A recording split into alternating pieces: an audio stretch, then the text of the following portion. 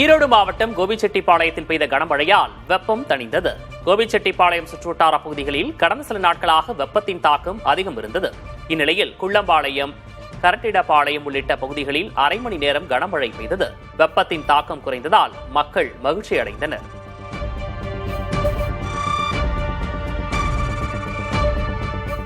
உதகை அரசு தாவரவியல் பூங்காவில் நடைபெற்று வரும் மலர் கண்காட்சியை வார விடுமுறை தினமான இன்று திரளானோர் கண்டு ரசித்தனர். இந்த கண்காட்சியில் 7 லட்சம் மலர்களை கொண்டு சென்னை சென்ட்ரல் ரயில் நிலையத்தின் பிரம்மாண்டமான நுழைவாயில், மாமல்லபுரம் கோயில் உள்ளிட்டவை வடிவமைக்கப்பட்டுள்ளது. மலர் கண்காட்சி தொடங்கிய 6 நாட்களில் 1,20,500 சுற்றுலா பயணிகள் கண்டு ரசித்துள்ளதாக பூங்கா நிர்வாகம் தெரிவித்துள்ளது.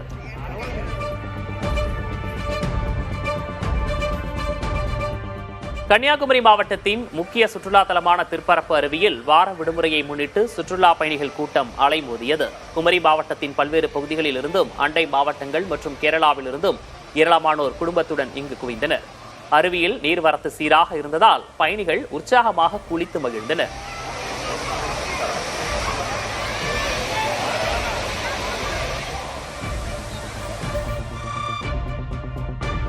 திருப்பூர் மாவட்டம் காங்கேயம் அருகே அரசு பேருந்தின் மேற்கூரை திடீரென காற்றில் பறந்து போனதால் ஏற்பட்ட விபத்தில் வாகன ஓட்டி ஒருவர் காயத்துடன் உயிர் தப்பினார். கொடுவாய் நோக்கி சென்ற அரசு பேருந்தின் மேற்கூரை காற்றில் பறந்து பின்னால் வந்த இருசக்கர வாகனத்தின் மீது விழுந்தது. முறையான பராமரிப்பு இல்லாத பழைய பேருந்துகளே விபத்துக்கு காரணம் என குற்றம் சாட்டி பயணிகள் கிராமப்புற வழித்தடங்களில் புதிய பேருந்துகளை இயக்க அரசு நடவடிக்கை எடுக்க வேண்டும் என்றும் வலியுறுத்தியுள்ளனர்.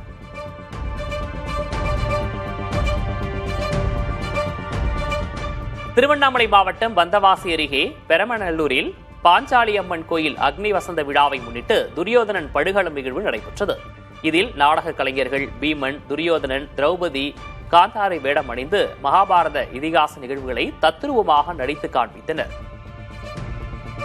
காந்தாரி வேடமணிந்தவரின் பக்தர்கள் துடைப்பத்தால் அடி வாங்கி ஆசி பெற்றனர். திமுக, அதிமுக இணைந்து ஆட்சி என்ற செய்தி மனதுக்கு கவலையை தந்ததாக மதிமுக பொதுச்செயலர் வைகோ தெரிவித்துள்ளார். புதிய தலைமுறைக்கு அவர் அளித்த பிரத்யேக பேட்டியில் திமுகவும் அதிமுகவும் இணைந்து ஆட்சி அமைப்பதை மக்கள் விரும்ப மாட்டார்கள் எனவும் கூறியுள்ளார். எந்த அளவுக்கு இவங்க கிட்ட முயற்சி பண்ணாங்க, இவங்க எந்த அளவுக்கு டிலே பண்ணாங்க, இதற்கிடையிலே ஏதேதோ நடந்ததாக திரைமறைவில் பல செய்திகள் உலா வருகின்றன. அது குறித்து நான் எதுவும் பேச விரும்பவில்லை. அது அந்த மாதிரி வந்த செய்திகள் மனதிற்கு கவலையை தந்தது. ஒரு காட்சி, புதியதோர் காட்சி வருதுன்னு சொன்னாங்க இல்லையா, அது மனதுக்கு கவலையை தந்தது. ஆனா அதை மக்கள் யாரும் விரும்ப மாட்டாங்க. கூட்டணி கட்சிகளை அடிமைகளாக பார்ப்பது என்பது பண்ணையார்த்தனம் என பள்ளிக்கல்வித்துறை அமைச்சர் ராஜ்மோகன் விமர்சித்துள்ளார்.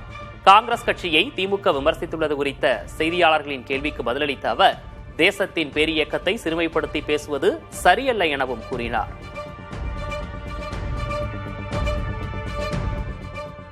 அவர்கள் உயர்ந்த இடத்தில் வைத்து கூட்டணியில் இருக்கக்கூடிய கட்சிகளை ஒரு அடிமை கட்சிகளை போட்டு நடத்தக்கூடிய ஒரு பண்ணையார் மனப்பான்மை தான் நம்ம பார்க்கணும். ஜனநாயகத்தில் எந்த கட்சி யாரோடு சேர வேண்டும் என்பது அந்த கட்சியினுடைய தலைவரும் தொண்டர்களும் எடுக்க வேண்டிய முடிவு. ஒரு பேரியக்கத்தை, ஒரு தேசத்தினுடைய ஒரு பேரியக்கத்தை இப்படி சிறுமைப்படுத்தி பேசுவது சரியான ஒரு விஷயமாக இருக்காது. எந்த கட்சியாக இருந்தாலும் ஜனநாயகத்தில் என் கூட தான் இருக்கணும், என் கூட இருந்தா நல்ல கட்சி, என்னை விட்டு வெளில போயிட்டா மோசமான கட்சி என்பது சரியானது அல்ல. விசிகவிலிருந்து விலகுவதாக அக்கட்சியின் முன்னாள் எம்எல்ஏ பனையூர் பாபு அறிவித்துள்ளார். தாவேக அமைச்சரவையில் விசிக இடம்பெற்றுள்ள நிலையில் கட்சியிலிருந்து விலகியுள்ள அவர் அம்பேத்கர் வரிகளை மேற்கோள் காட்டி அறிக்கை வெளியிட்டுள்ளார். அதில் விசிக தலைவர் திருமாவளவன் கொள்கை, கருத்தியலில் தடமாற தயாராகிவிட்டார் என்றும், RSS பிள்ளையை தத்தெடுப்பதா எனவும் அவர் கேள்வி எழுப்பியுள்ளார். மேலும் திருமாவளவனின் செயல்பாடு முரண்பாட்டின் உச்சம் என்றும், அவர் முன்னுக்கு பின் முரணாக பேசுவதாகவும் விமர்சித்துள்ளார். கவர்ச்சியின் பின்னால் ஈர்க்கப்படுவது ஆபத்தானது என குறிப்பிட்டு கட்சியின் அடிப்படை உறுப்பினர் பொறுப்பிலிருந்து விலகுவதாகவும் பனையூர் பாபு தனது அறிக்கையில் தெரிவித்துள்ளார். தமிழ்நாட்டின் 19 மாவட்டங்களில் இன்றும் நாளையும் கனமழைக்கு வாய்ப்பிருப்பதாக சென்னை வானிலை ஆய்வு மையம் தெரிவித்துள்ளது. நீலகிரி, கோவை, ஈரோடு, தருமபுரி, கிருஷ்ணகிரி, சேலம் ஆகிய மாவட்டங்களிலும், திருப்பத்தூர், வேலூர், ராணிப்பேட்டை, திருவண்ணாமலை ஆகிய மாவட்டங்களிலும் பலத்த காற்றுடன் கனமழை பெய்யக்கூடும் என தெரிவிக்கப்பட்டுள்ளது.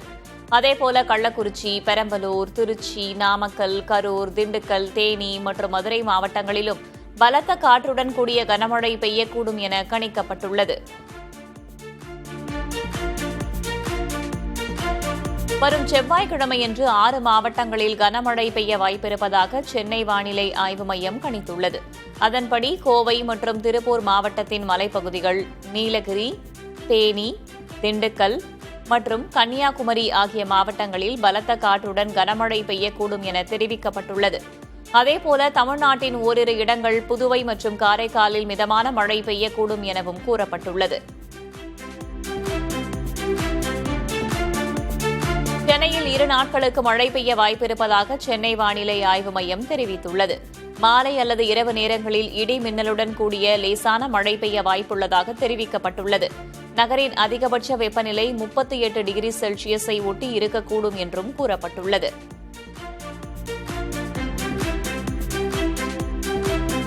சென்னையின் முக்கிய குடிநீர் ஆதாரமான செம்பரம்பாக்கம் ஏரி கோடை வெயிலிலும் கடல் போல நிரம்பி ரம்மியமாக காட்சியளிக்கிறது.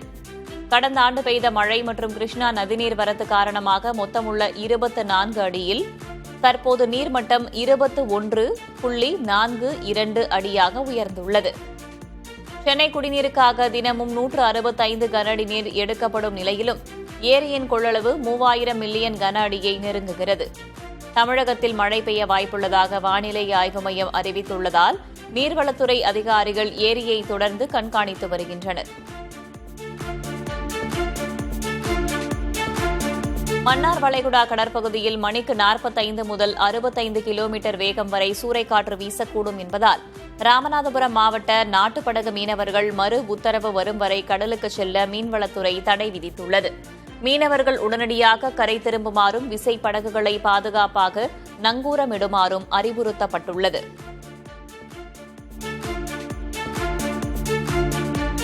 நாகை மாவட்டம் வேதாரண்யத்தில் பலத்த சூறைக்காற்றால் கடல் நீர் உப்பளங்களில் புகுந்ததால் உப்பு உற்பத்தி பாதிக்கப்பட்டுள்ளது. கோடை மழையால் பாதிக்கப்பட்ட 9000 ஏக்கர் உப்பளங்களில் பாத்திகளை சீரமைத்து உப்பு உற்பத்தி செய்யும் பணியில் தொழிலாளர்கள் தீவிரமாக ஈடுபட்டு வந்தனர். இந்நிலையில் பலத்த காற்றால் 100 அடி வாய்க்கால் வழியாக கடல் நீர் புகுந்ததால் சுமார் 500 ஏக்கர் உப்பளங்கள் மீண்டும் பாதிக்கப்பட்டுள்ளன. தொடர் பாதிப்புகளால் உப்பின் விலை அதிகரிக்க வாய்ப்பிருப்பதாக உற்பத்தியாளர்கள் தெரிவிக்கின்றனர். அரியலூர் மாவட்டம் ஜெயங்கொண்டம் அருகே இடைக்கட்டு கிராமத்தில் மின்வெட்டை கண்டித்து மக்கள் சாலை மறியலில் ஈடுபட்டனர். டிரான்ஸ்பார்மர் பழுது காரணமாக கடந்த 1 வாரமாக மின் தட்டுப்பாடு நிலவி வந்ததாக கூறப்படுகிறது. இந்நிலையில் நாள் முழுவதும் மின்சாரம் முழுமையாக துண்டிக்கப்பட்டதால் ஆத்திரமடைந்த 50க்கும் மேற்பட்ட கிராம மக்கள் திருச்சி சிதம்பரம் தேசிய நெடுஞ்சாலையில் சாலை மறியலில் ஈடுபட்டனர். இதனால் அங்கு சுமார் 1 மணி நேரம் போக்குவரத்து பாதிக்கப்பட்டது. காவல்துறையினரின் பேச்சுவார்த்தைக்கு பின் மக்கள் போராட்டத்தை கைவிட்டு கலைந்து சென்றனர்.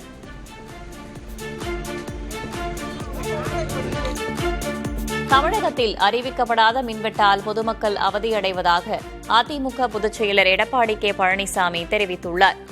இது தொடர்பாக அவர் வெளியிட்டுள்ள அறிக்கையில் புதிய ஆட்சியின் உறுதியற்ற நடவடிக்கைகளால் மின் தட்டுப்பாடு ஏற்பட்டிருப்பதாகவும் இதனால் சிறு குறு மற்றும் நடுத்தர தொழிற்சாலைகள் கடுமையாக பாதிக்கப்பட்டுள்ளதாகவும் குற்றம் சாட்டியுள்ளார்.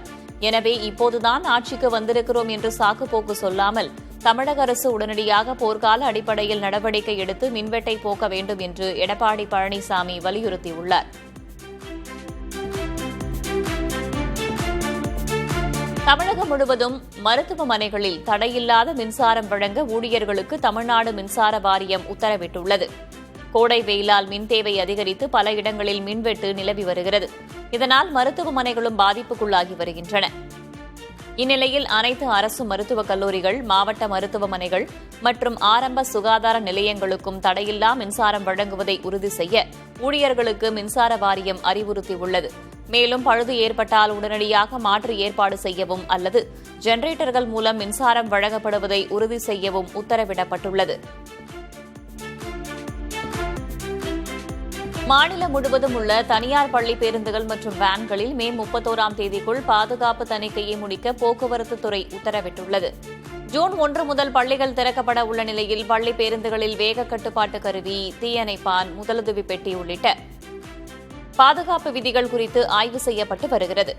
இந்நிலையில் சோதனைகளை 31ஆம் தேதிக்குள் முடிக்க உத்தரவிட்டுள்ள போக்குவரத்து துறை விதிகளை பின்பற்றாத வாகனங்களின் தகுதிச் சான்றிதழை ரத்து செய்ய அதிகாரிகளுக்கு அறிவுறுத்தியுள்ளது. விழுப்புரம் மாவட்டம் தளவானூரில் பல்லவ மன்னன் முதலாம் மகேந்திரவர்மனால் கட்டப்பட்ட வரலாற்று சிறப்புமிக்க சத்ரு மல்லேஸ்வரம் குடைவரை கோவில் போதிய பராமரிப்பில்லாமல் உள்ளதாக புகார்கள் எழுந்துள்ளன.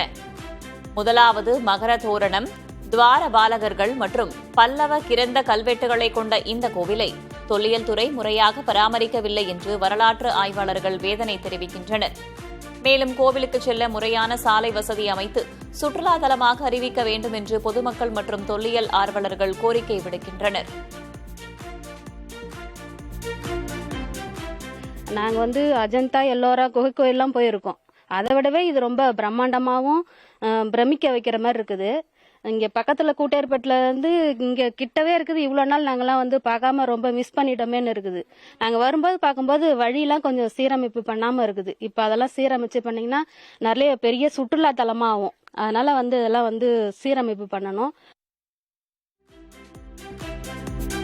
செய்யாறு அணைக்கட்டு ஆற்றுப்படுகையில் புதிய கற்கால மனிதர்கள் பயன்படுத்திய பட்டை தீட்டிய கற்கருவிகள் மற்றும் 150க்கும் மேற்பட்ட வாழ்வியல் தடங்கள் கண்டறியப்பட்டுள்ளன. கற்களை தேய்க்கும் போது ஏற்படும் வெப்பத்தை தணிக்க நீர் தேவைப்பட்டதால் இவை ஆற்றங்கரையோரம் உருவாக்கப்பட்டிருப்பது ஆய்வில் தெரியவந்துள்ளது.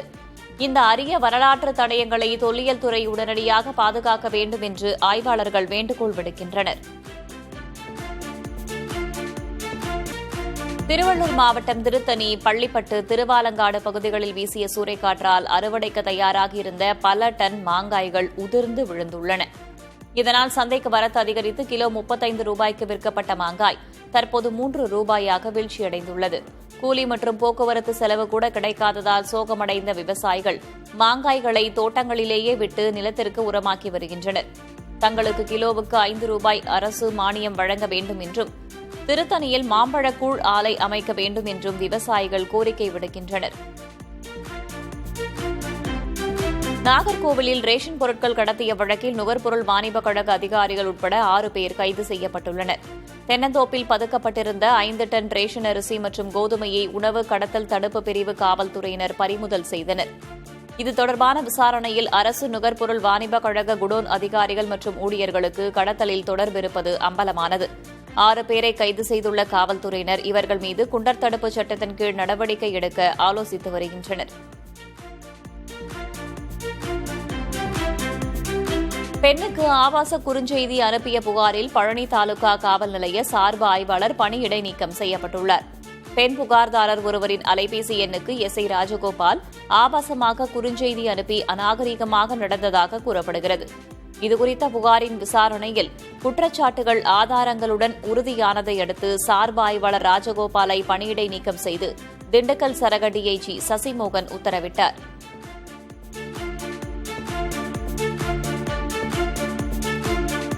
பெண்ணிடம் அநாகரீகமாக நடந்து கொண்ட புகாரில் சென்னை கொடுங்கையூர் குற்றப்பிரிவு உதவி ஆய்வாளர் பணியிடை நீக்கம் செய்யப்பட்டுள்ளார்.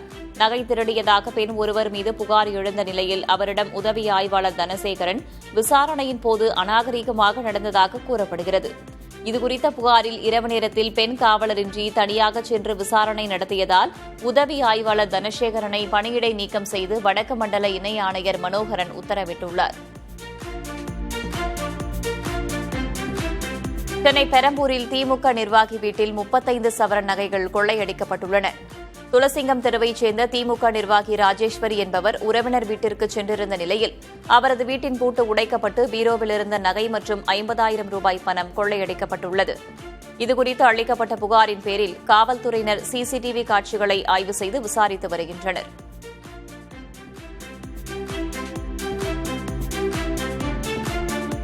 விருதுநகர் மாவட்டம் சாத்தூர் அருகே கபடி போட்டிக்கு தோரணம் கட்டியபோது மின்சாரம் தாக்கியதில் 10ஆம் வகுப்பு மாணவர் பரிதாபமாக உயிரிழந்தார்.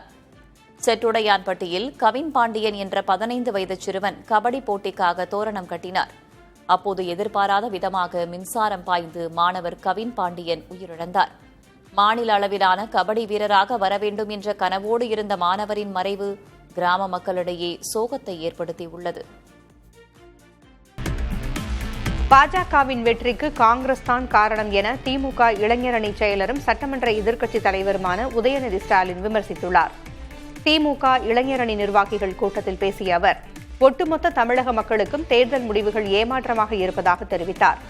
20 வருடம் திமுகவின் தோளில் சவாரி செய்த காங்கிரஸ் முதுகில் குத்திவிட்டு சென்றிருப்பதாக கூறிய உதயநிதி, பாஜகவின் வெற்றிக்கு காங்கிரஸ் தான் காரணம் என்றும் மோடியோ அமித்ஷாவோ காரணமில்லை என்றும் விமர்சித்தார். இனி எந்த காலத்திலும் காங்கிரஸை கூட்டணியில் சேர்க்கக்கூடாது என்றும் உதயநிதி குறிப்பிட்டார்.